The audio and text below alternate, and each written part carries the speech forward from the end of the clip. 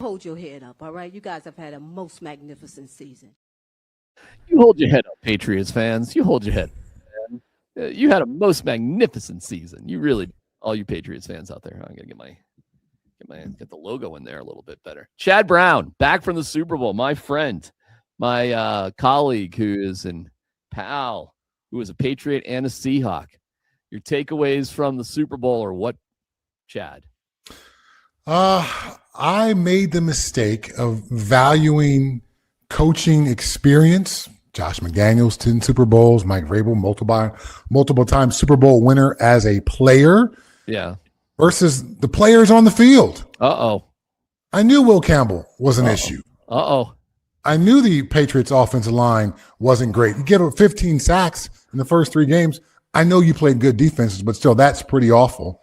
And so for the Seahawks to be able to get continued pressure with just 4 guys and play their base defense, if you can stay base defense all game long, your opponent has no shot. And it became pretty clear that the Patriots had no shot. They could not block up front. Yeah. Yeah, dude. It was okay. Listen, I predicted 30-13. Got damn close. You were far closer than I was. Yeah, where were you? What 24-20 Patriots. Oh, dear. Well, I just saw Drake May struggle since the postseason hit. And I understand the numbers were good in the regular season, but their strength of schedule was, and they never had to come from behind except for one game. And that was an 11-point deficit to the Ravens, which was a really high quality win. But aside from that, there was nothing. I think the Broncos with even decent weather, doesn't have to be great, and Bo Nix would have cleaned their clock. And I think with Jarrett Stidham, they win.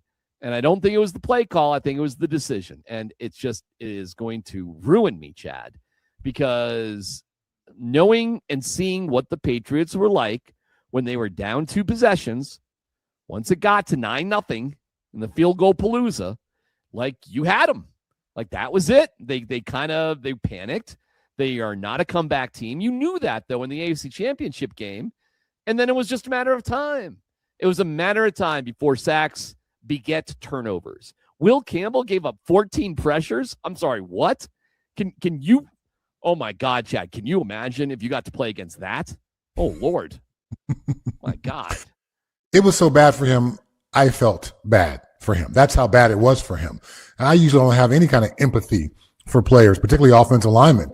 It was my job to beat those dudes, and so there was no kindness in my heart towards them. But after a while, I was like, this kid. He's just going to be mentally broken. He's going to cry until like March before he can come out and enjoy some sunlight. Yes, they got to put a watch on him. They need to assign a mental health coach to him until OTA start. I'm serious. I am one. Now, okay, you've played sports, and I'm sure somewhere in your sporting life, you have blown a game or two or walked off the field or the court or the ice or whatever, feeling like, oh, man, that was my fault, right? Yeah, let me give you a quick story. Soccer, senior year, against our big rivals, Hamilton Wenham, and I was a striker. So the degree of defense I ever had to play was minimal, but you still got to come back and mark a guy and that sort of thing. But I hated it. I hate playing defense. Well, we gave up 2 goals to Hamilton Wenham, and I knew they were my fault. But because I played such few defense, a little defense anyway. But this is 1986, Chad. Somebody was recording the game, and I don't even know why, because we didn't really have film sessions. But we're over at Dan Deitch's house, and like me and my friends were like watching a replay because we lost like 3-2, like to our arch rival. We were a pretty good team.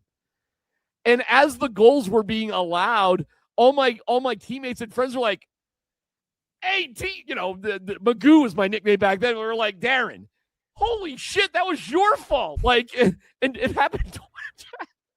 It happened twice, and it was like we didn't watch film, so to actually, but I knew it. Like at the time. I mean, I knew at the time that was my guy twice. So to have it laid out like that was bizarrely hurtful. I'll never forget it. And I got another moment as a coach where I left the same pitcher and he gave up 3 home runs in a row in a playoff game that we ended up losing, a championship playoff game, which was definitely my fault. And I'm never going to forget it. And this is me talking about Little League and high school soccer. You have this as on your memory banks in the Super Bowl? Dude.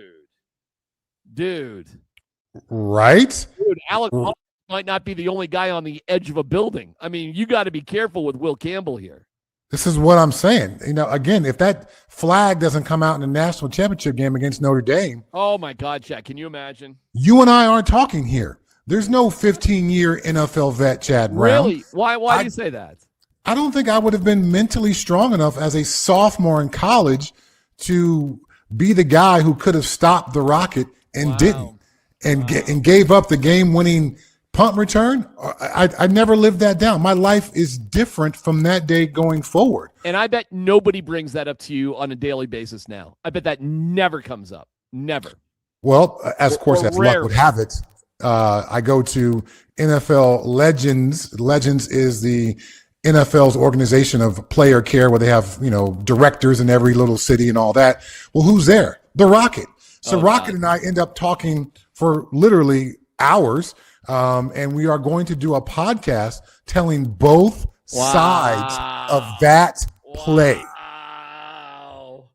That's awesome. That is awesome. Who was the penalty on? Boy, how is that guy doing? That is a good question. I know it was Tim James from the Colorado Buffaloes, but I'm not sure who the Notre Dame player was. I don't know his name. You got to dig into that. You should dig into that and see how that guy oh my God, if you could get that guy on the podcast, that would be kind of, I don't know if you could, because that must be such a hard memory for him. I'm super curious now. So Rocket and I are going to talk later this week. Okay. Get the whole thing planned out, but I will ask him who that is, and maybe that guy would be interested in coming on and telling his side of the story. Yeah. I think it's just so fascinating. Yeah, by the way, when you talk to him, tell him I said hi to Cadre, who's a Syracuse guy, who I used to be kind of friendly with back there at Syracuse. And the Ishmaels are a hell of a family from central Pennsylvania, had absolutely nothing, dirt poor, and have carved out a hell of a career and lives for themselves. So that's awesome. That I am looking forward to that. And it would be really fascinating for you guys. Well, I mean, it would be fascinating. I bet it'd be rough, though, for that guy. I bet he still hangs on to it, whoever that guy is.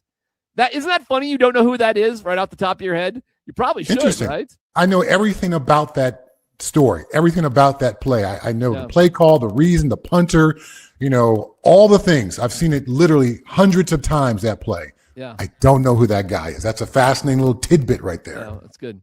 All right. Super Bowl itself, what are your other thoughts on the? Actually, hold that thought, because we want to mention our great friends at Journey Spice. And what are you cooking tonight? I know you're back after being out in San Fran. What are you cooking up with Journey Spice?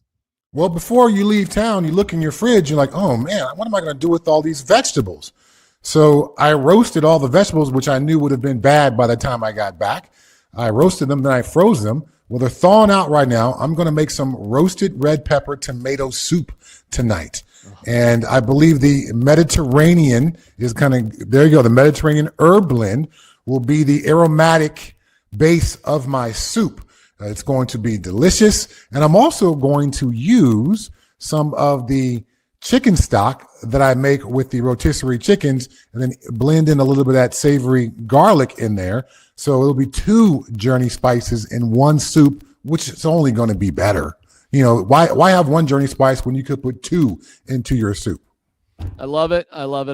All right. Thank you, Journey Spice. You can save yourself 10% by using the code 2026 playoffs, and that is an easy way to get to it. Just use this QR code. Overall takes on the Super Bowl, Chad. Hit it. What do you got? Oh, hold on a second. Sorry about that. Let me get you here. Yeah, there you go.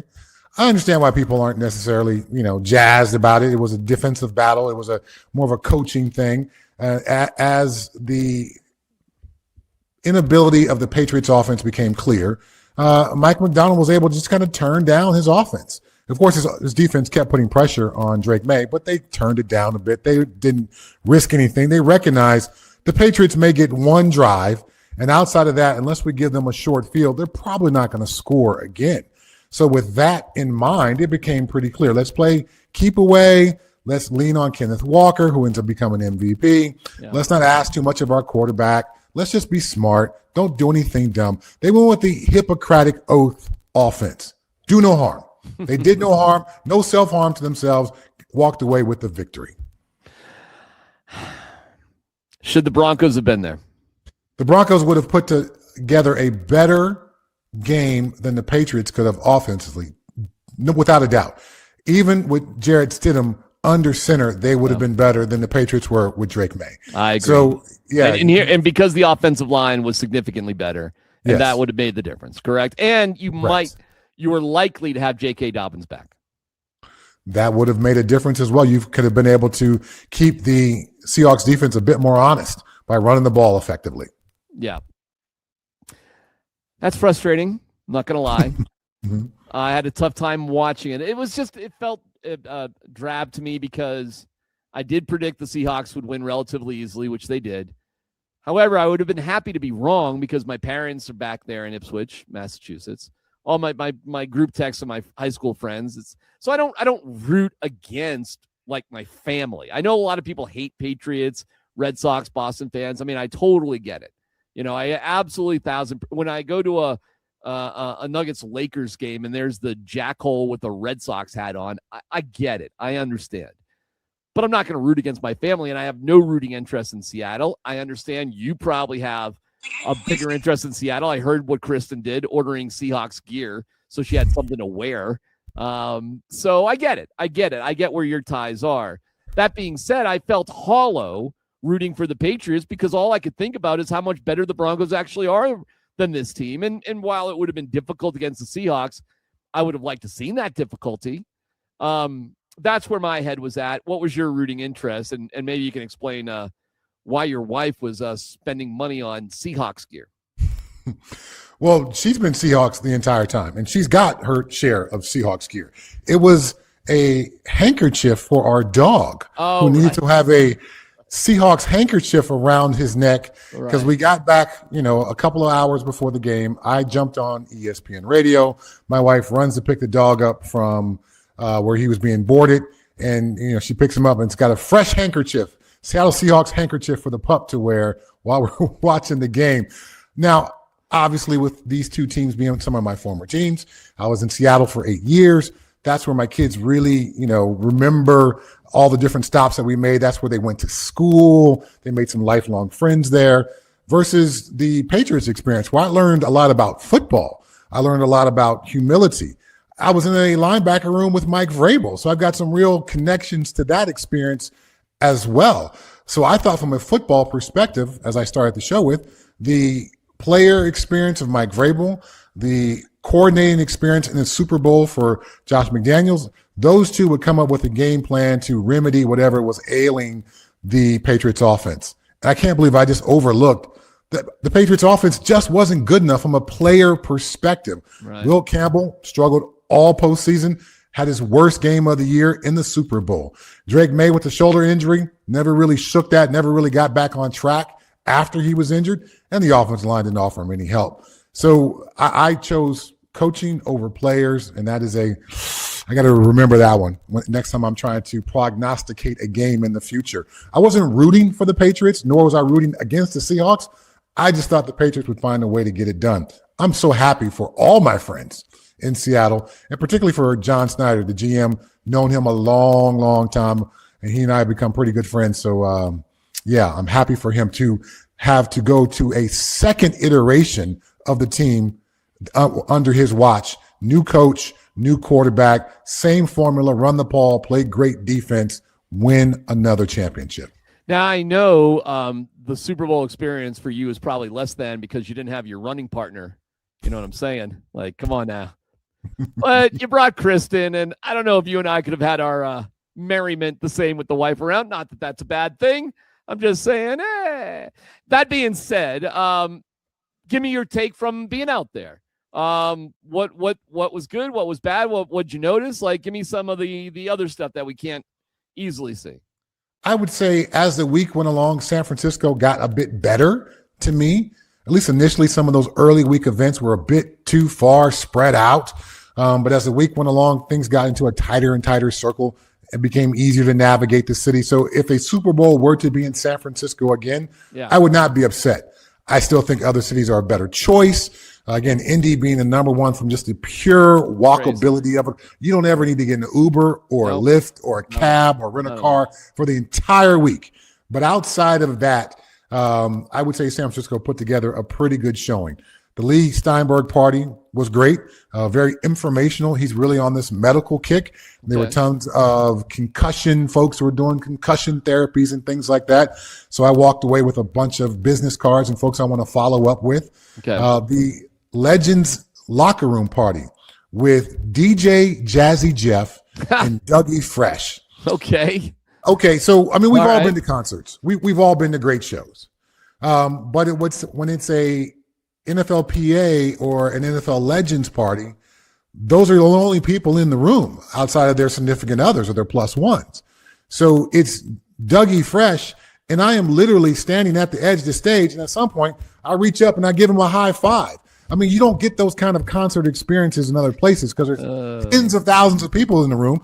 In this case, there were 500 people in the room. And so to be able to take in concerts that close, plus all these guys who I hang with, who I know well, who I was teammates with, who I bled and cried and worked with, it's like no time has gone by. So it's always a great reunion as well. It's a convention. It's a reunion for the media and for players. I really miss going. I'm not going to lie. And I do like staying for the game, by the way. I know you didn't, but you had other responsibilities because I like to see the story all the way through. And if I were to look at this year's story, I'd give a lot of credit to the Seahawks for kind of anonymously putting together a really good team. And with a new coach, a defensive-minded coach, okay, I guess you can win that way.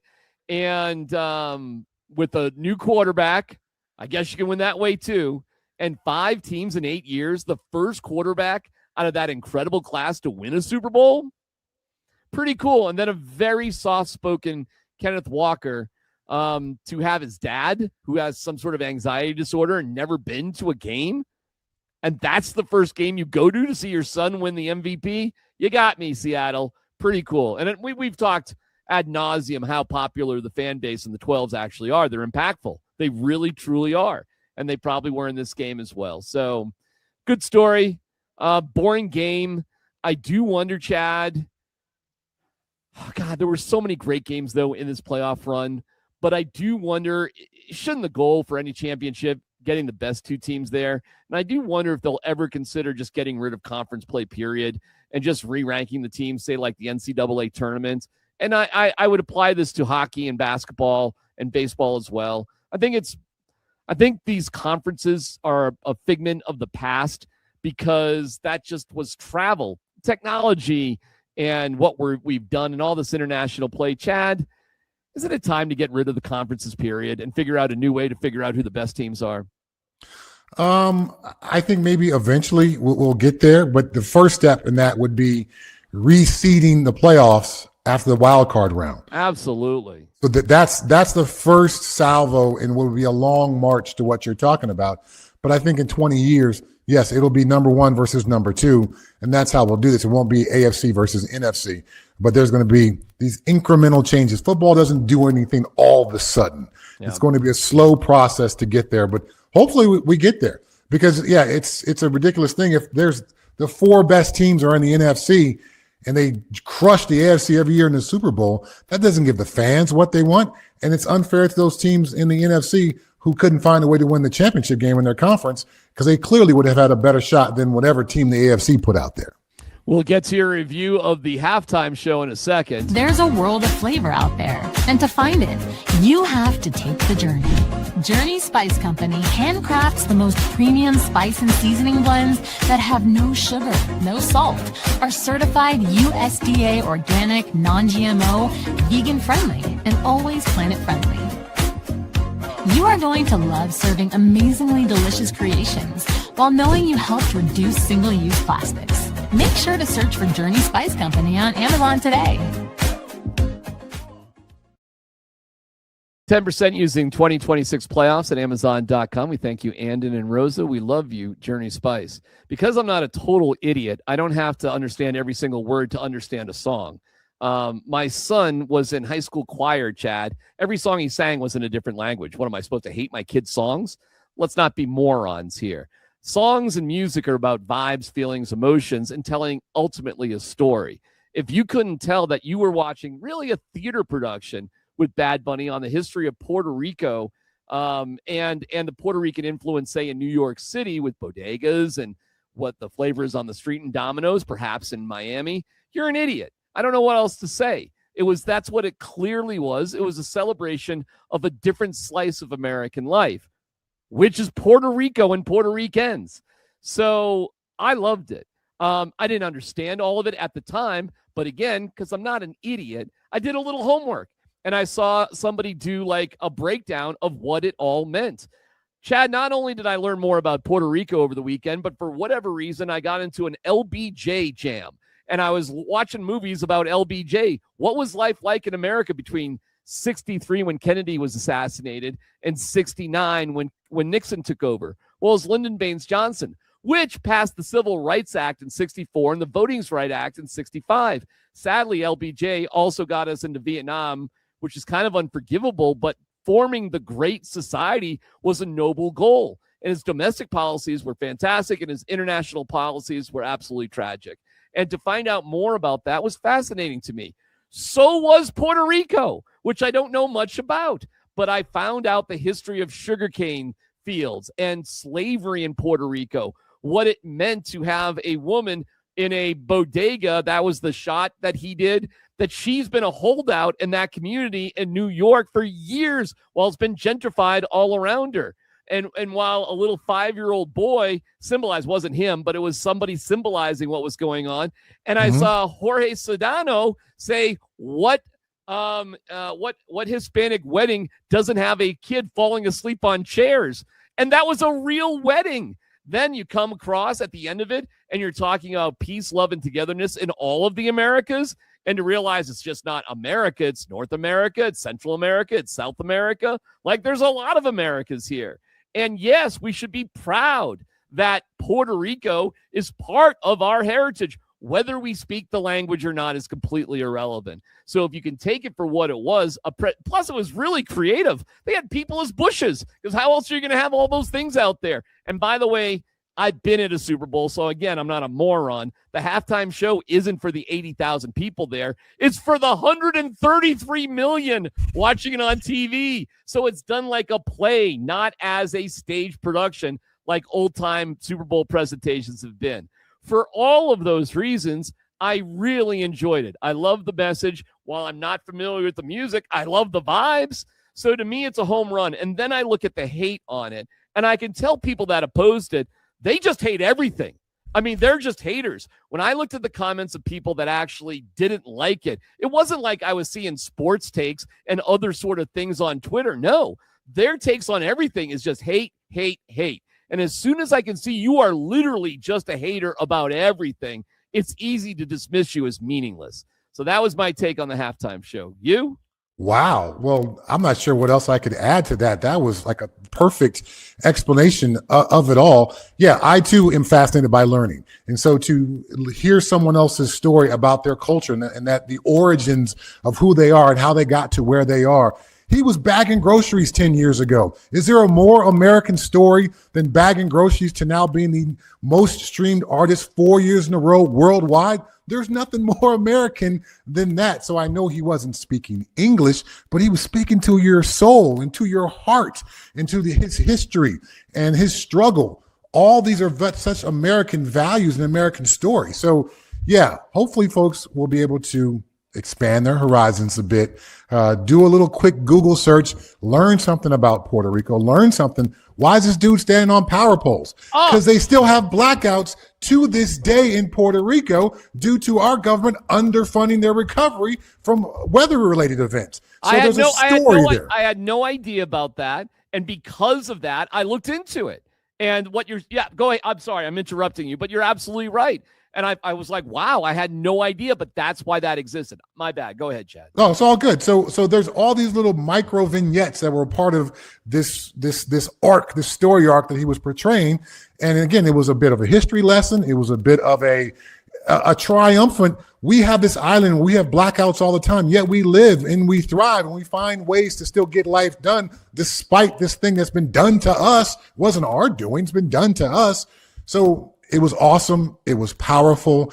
I believe in my heart, the haters are a very small minority. The folks who are more like you and I, who are willing to do a bit of research, learn the story, learn some history, get some context around it and all, and walk away with a more informed mindset, it makes up a majority of people. And that seemingly was the case based off of whatever Twitter numbers could be accurate about the streaming results between the actual halftime show versus that alternative show that happened somewhere else. And by the way, it is America. You want to have an alternative show? Fine. Go for it. Go for it. Have fun with Do your it. thing. Do whatever you want. And I'm not hung up on, Kid Rock lip syncing, because I know a lot of artists have backing tracks. It's not a big deal to me. And if that's your vision, that's fine. But you can like both, Chad. You can like Pepsi and Coke. You can go to Burger King and McDonald's. You can like country music and Latin music and EDM and rock. And if you want to not understand what's going on with lyrics, listen to some death metal sometime. Best of luck figuring that out. And that's all in English. And that's kind of the rock scene right now, which, might not be up your alley. But to be American to me is to enjoy all aspects of America. And so that's where I'm at. And so, listen, man, Ba with the Ba, I like that song. It's 30 years old, but still, it's a good song. I'm fine with it. Other songs, but there is no one America, Chad. No. There's all of America to be embraced and to learn from. And I think it went a long way. By the way, I hope everybody realizes this is where the NFL is going. And I do hope people understand, too, the NFL is bulletproof, Chad. Bulletproof. And they're seeking world domination, which is like wild. And there's got to be an element of pride for you to be an NFL athlete and to realize your sport that you sunk your entire life into is growing by leaps and bounds, whether it is internationally with tackle football, globally with flag football, which will be an Olympic sport, and more inclusive for girls as well. It's football, man, and it's the greatest sport in the world. Yeah, it's definitely the greatest sport in the world. Football is growing every year. Roger Goodell talked about an international teams sooner than later, international division sooner than later. So that's going to happen. Wrap your mind around that if you're somehow an NFL hater. And in the end, as the NFL becomes more global with its reach, more global players find their way into the NFL. And I thought the Seahawks social media team did a tremendous job because they put out last night non-native born players with the Lombardi Trophy and their flag, while still in their Super Bowl playing uniforms. So, yes, it's an American invention, but as we do with all great things American, we take them around the world and then we embrace the best parts of the world and bring it into this thing that we're doing. Love it. So, yeah, I think we've hammered on this one enough. I'm not sure what else you got for me. Do you got anything else for me? Because I got one thing for you. Go for it. Okay. So this Russell Wilson trade. Oh, I don't even know anything about it. Talk to me. You're catching me with new news. What's the deal? This is not new news. This is the players that the Seahawks were able to get after the Russell Wilson trade. Gotcha. Go ahead. So my laptop is locking up right now. I know one of them is a free agent, the linebacker I'm getting his name wrong. I'm sorry. Mafe Moe. Yes. Boye Mafe. Sorry, there we go. But yes, he was a draft pick. He was part of the compensation. But yes, so Charles Cross, starting left tackle. Right. Witherspoon, who had the first 2 sacks of the game, who's a Pro Bowl caliber corner. Wow. Mafe, who's an impactful pass rusher, certainly. Right. And then Derek Hall, a rotational pass rusher. Plus, of course, Noah Fant, who's no longer there. Shelby Harris no longer there. Drew Lock. So How about that? How about the Broncos assisting Wow. this championship for Seattle? Dude, I didn't even think of that. You're the first person to even bring that up. I hadn't even thought of that. That just gets more depressing, actually. And on that note, we'll be back on Thursday, and we'll be doing this altitude football year-round, Mondays and Thursdays with Chad, Tuesdays with Sanford, Wednesdays with Rachel. And it's time to look forward. Chad, we put this one to bed. We look forward to next year. The combine will be around the corner, and that's the way we go. But thanks to another great NFL year, because we're all better in our lives with football in it. It's not perfect, but it gets more right than wrong. And I love to talk to you about it too. And we'll do it again on Thursday, my friends. Well, looking forward to this. And for all those Bronco fans who are like, we can't wait to be back there. You've got ownership, you got the GM, you got the head coach, and you got a quarterback, which means you got a shot every single year. Yeah, so if you're feeling depressed,